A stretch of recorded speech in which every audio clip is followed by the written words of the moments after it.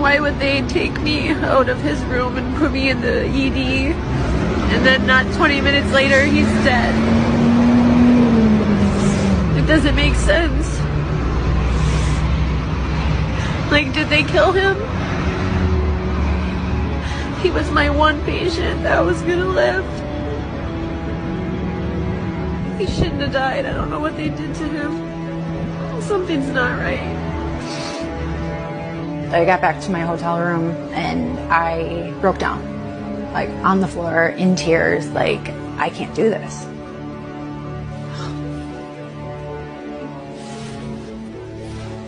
So I haven't talked about like this part in a long time.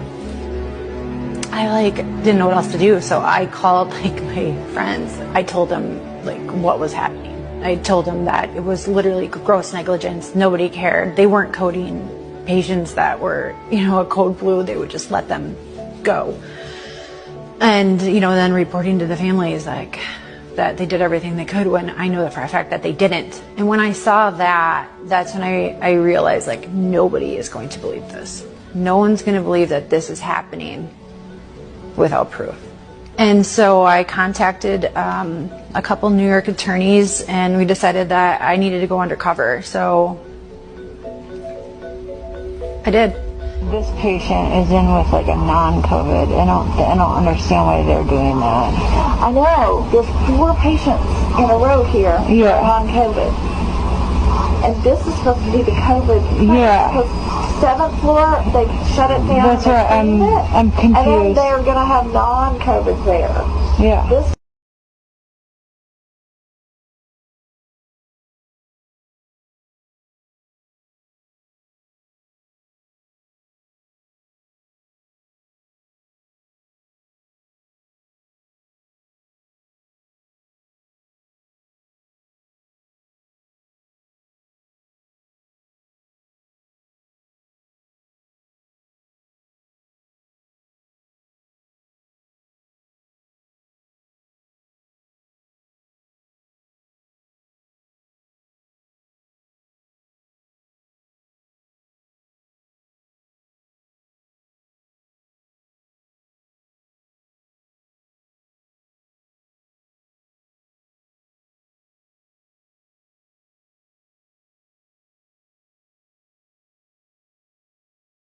And now he's 37 years old and dead.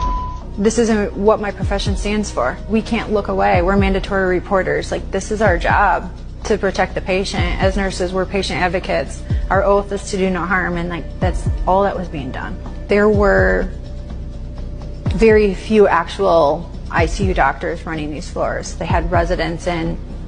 There was ophthalmologists, dentists, people that had absolutely no clue what they were doing. Maybe, 2 or 3 respiratory therapists for the entire hospital, when we needed respiratory therapists for the ventilators, because nobody knew how to run them, which also caused death. So they would blow out these patients' lungs and then call it a day.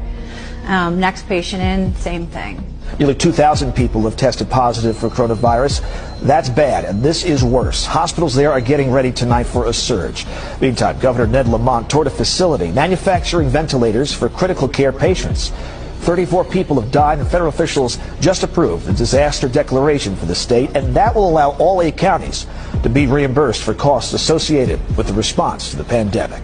Patients coming into the emergency room would be given no options, and they would be told, if you're not admitted, you're going to die. Essentially, you need to get admitted. And so they did. Fear is a very, very strong emotion, and when people are unaware of what's going on, obviously they're going to trust us. But nobody was telling the truth. The Comfort now is just pulling into dock here in Midtown Manhattan. They could have went to the comfort shed, where, if they didn't have COVID, that was meant for them, but it was just bypassed. Governor Cuomo said that they were running out of space and they needed extra hospital beds for the patients that didn't have COVID. And so President Trump at the time sent the ship, and the ship was never utilized because they were ordered to stand down. They admitted everybody to these hospitals. They stuffed them in like sardines. because there was financial incentive to do so. It was $13,000 to admit these patients to the hospitals, another $39,000 to put them on a ventilator, and then in some cases people were worth $10,000 per death, with no liability to any of the hospitals, any of the staff, any of the doctors, any of the nurses. And all at the same time, you know, nurses were getting paid $10,000 a week on average. Doctors were getting paid, you know, $50,000, $60,000 a week, and everybody was on gag orders. And if you said anything, you know, you were fired, which ultimately, you know, happened to me at the end of my time in New York.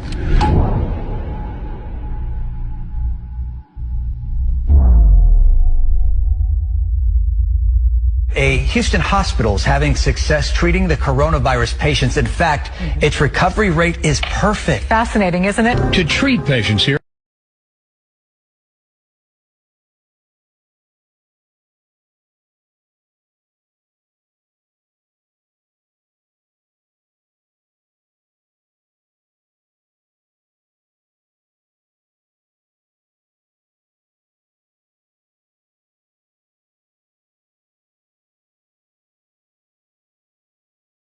Complication. So far, he says, none of his patients have died. This is time of war. There is no time to double-blind anything. This is working. And if it's working, I'm going to keep on doing it. What we're finding clinically with our patients is that it really only works in conjunction with zinc. So the hydroxychloroquine opens the zinc channel, zinc goes into the cell, it then blocks the replication of the cellular machinery. You're prescribing it, and it is working for COVID-19 patients. Every patient I've prescribed it to has been very, very ill, and within 8 to 12 hours, they were basically symptom-free. And so there's an important concept I want everyone to understand. It's called the absolute risk reduction. And even though there was 90% vaccine efficacy, meaning that in one group from the vaccine down to placebo, there was a 90% reduction in the cases of COVID that happened, the numbers were small. And because the numbers were small means the vaccines could never have an impact broadly in the population. It's mathematically impossible. The absolute risk reduction is what we apply to populations. So I knew it. I knew the vaccines would never have an effect. I knew that in November of 2020. Well, as things cranked on, we had more and more resistance to early treatment, but we broke through and we prescribed and we took care of patients. I took care of all my high-risk patients without any hesitation. It was constantly working to treat patients over time to save lives. And I was able to, coordination through advice, through others, I was able to treat patients up into their 90s, through their 90s, with sequenced multi-drug therapy and keep them out of the hospital. It was clear to me, as I started looking through the literature, the only people being hospitalized and ending up in mechanical ventilators were those who received no early treatment. They knew that ventilators were the wrong treatment. It was killing 100% of the patients. They couldn't do anything because Cuomo had banned all alternative treatments. So we couldn't use the hydroxychloroquine and zinc protocol. They wouldn't use any, like the high-dose IV vitamin C. You know, ventilators were the only treatment. And the reason that they did this early on is to keep a closed circuit.